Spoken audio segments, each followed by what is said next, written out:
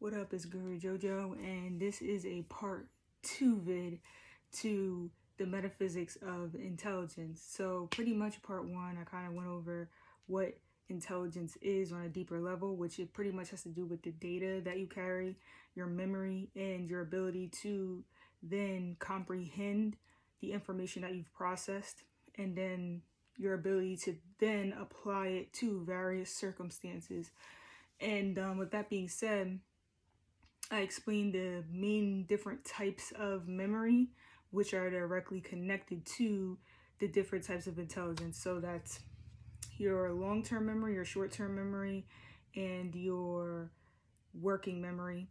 Your long-term memory is directly connected to your personal intelligence. Your short-term memory is connected to your practical intelligence, so like staying on top of your schedule and stuff and memorizing like patterns and things like that.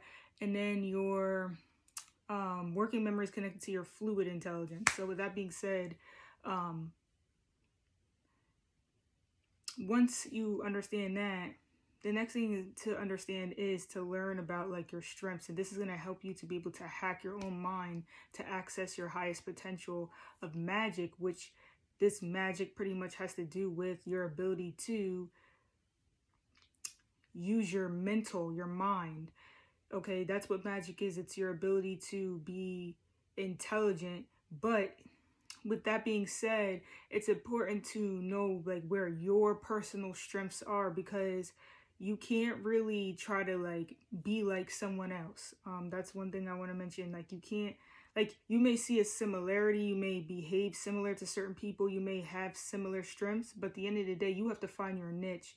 So this is the reason why there's great tools to help us. And a lot of people say like, I don't need these tools. Why do I need astrology? Why do I need to do a like 16 personalities test, which I highly recommend both, like in order to see where your strengths are? Well, you do need it at this time, because today, in this day and age, we are distracted. We are distracted by the society's way of measuring things. We're distracted by likability, approvalness. We're distracted by all these things that we think we're supposed to like, and that we get kind of forced into paying attention to, that may or may not be as important as you think. Now, these distractions are being set up, for ulterior motives that we don't even know. Okay, it could be a lot bigger than you think. A lot of these distractions are just, it's a lot deeper, to the point where you're not going to know why they were implemented, because you can't know everything, because you're not a part of every single culture that has direct connection to another culture, to another culture, to another culture, which are implementing these networks and distractions. So with that being said, this is controlling things like likability, things like approval. This is directly this is subconsciously influencing the way that you are perceiving your own identity, as well as your own sense of judgment. So our judgment is being completely manipulated by our filtration system, the way that we look at things and assume something as being good or bad or righteous or whatever it be. And because we have these limitations in the way that we make proper judgments and whatnot, this is what's directly getting in the way of our own sense of intelligence. Everyone's intelligent. You're very intelligent. Like whoever's watching this video, you're very intelligent. I promise you this.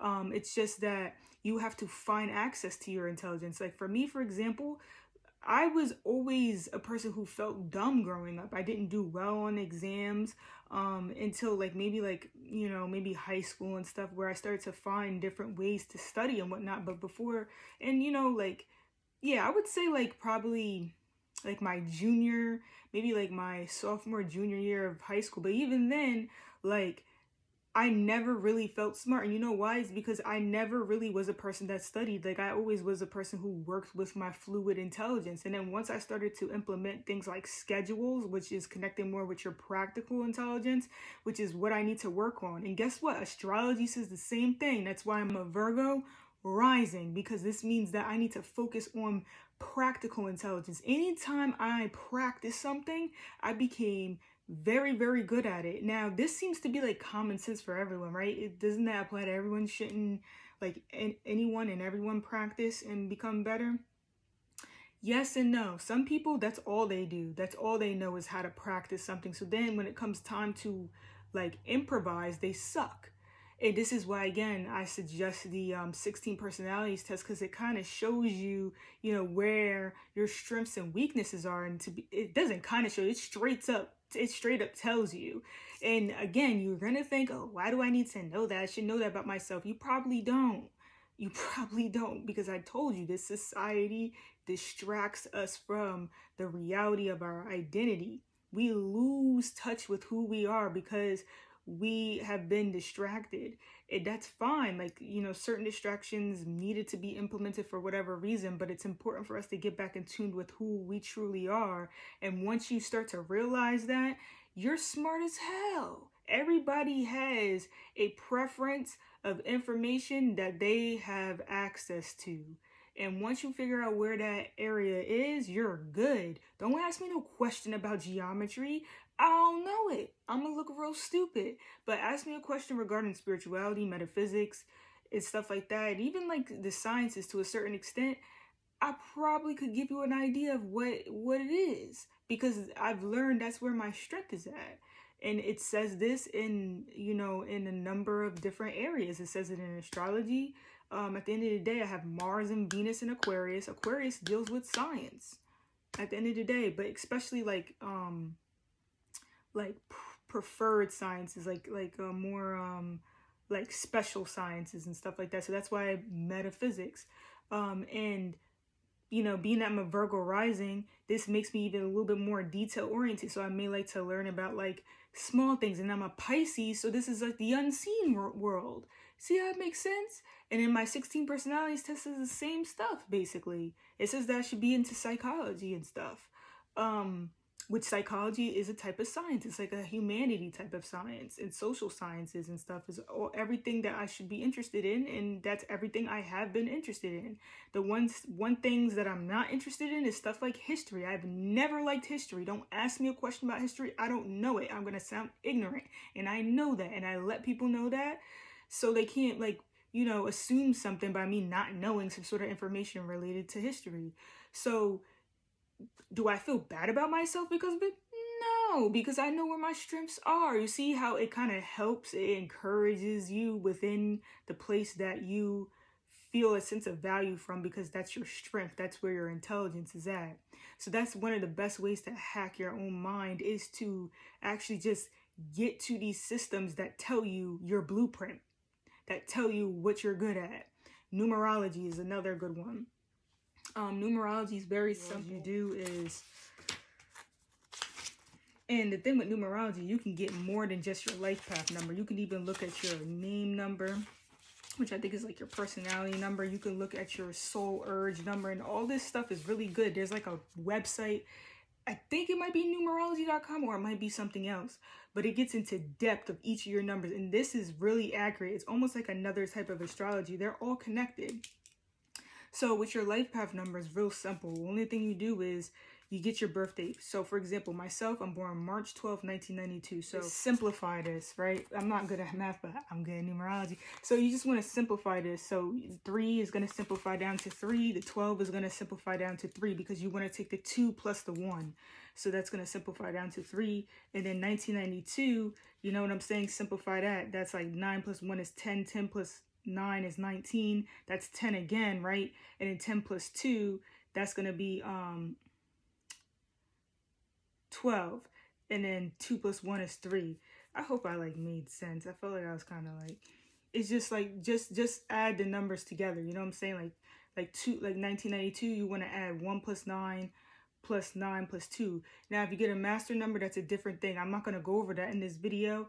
I think other people have on YouTube. And then also too, if you just type in numerology online, they will teach you how to simplify it out and stuff. Because if you get 33, in my case, I got 333. But if you get 11, 22, 33, it's considered to be a master number. So it goes a little bit different. I think my dad's 11. I think he has a master number or something like that. But anyways, besides the point. So 333. So, and then my mom's an 8, and then my brother's a 6. Why do I remember this? Because that's my field of intelligence.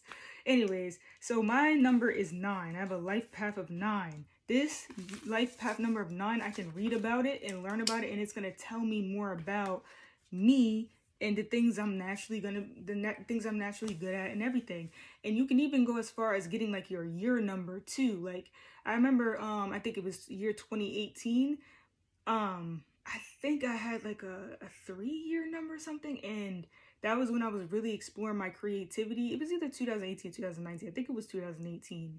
But my point being is that you can really reach some detailed information about yourself, because it's okay to know that we've like may have lost touch with ourselves. And the reason why this is happening is because a lot of energy is being focused upon what we want to be seen as right now. So right now, because we're so focused upon how we want to be seen, we could lose touch with who we are.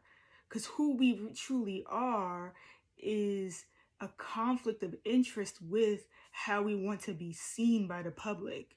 So this is the reason why things could get a little bit confusing and mixed up. But I'm going to tell you this right now. You could be seen how you want to be seen, but learn who you are first. Because when that tower comes down and disrupts how you want to be seen, the first thing you're going to lose is your own mind, because you lost your identity. Because behind how you want to be seen is who you truly are. And if you're not in touch with that, what you going to do? Like that's going to be very detrimental to your own physical self and to your own like mind and spirit. So that's the reason why it's important to utilize these hacking tools. Astrology is a hacking tool. It literally tells you who you are on a piece of paper or on an electronic device. Like literally, it's just a circle that literally just tells you exactly who you are. It's amazing.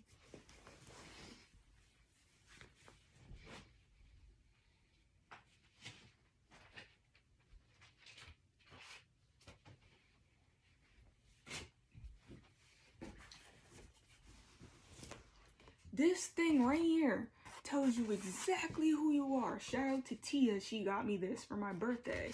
It tells you exactly who you are. Literally. This thing is literally me. It's me. This is me. Okay? So you have to understand, like, these are hacking tools. These things told me exactly what I was good at. When I first learned my astrology chart, I'm like, I ain't good at it. I ain't good. I was like, why are they gassing me? Why is astrology gassing me up? Now, astrology will tell you the truth too. Don't let, go see a good person, because a lot of people will gas you into some bullcrap. But everything is so true. Like, I'm telling you. So these are the best hacking tools. All right, 16personalities.com. I believe it's called the Myers-Briggs personality test. Okay, great tool to hack your mind, to get straight to the point as to your strengths and weaknesses. Your astrological natal chart. Now, in that case, you need your date of birth, your place of birth, and your time of birth, like pretty close to your time of birth. Like you need to get it pretty accurate. And then now, if you don't have your time of birth, I suggest getting your sunrise chart, is what it's called.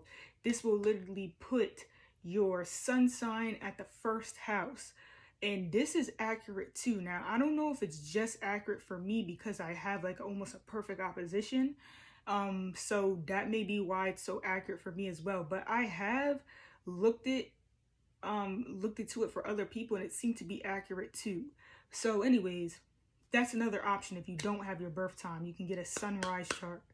Now, then you could also use a moonrise chart too, which would put the moon, your place of the moon, at the first house. But again, this is an issue if you don't know your birth time, because your moon may not be really where it is. But it's just another option. So anyways, your life path number, another great hacking tool. Okay, it will literally tell you your strengths and weaknesses.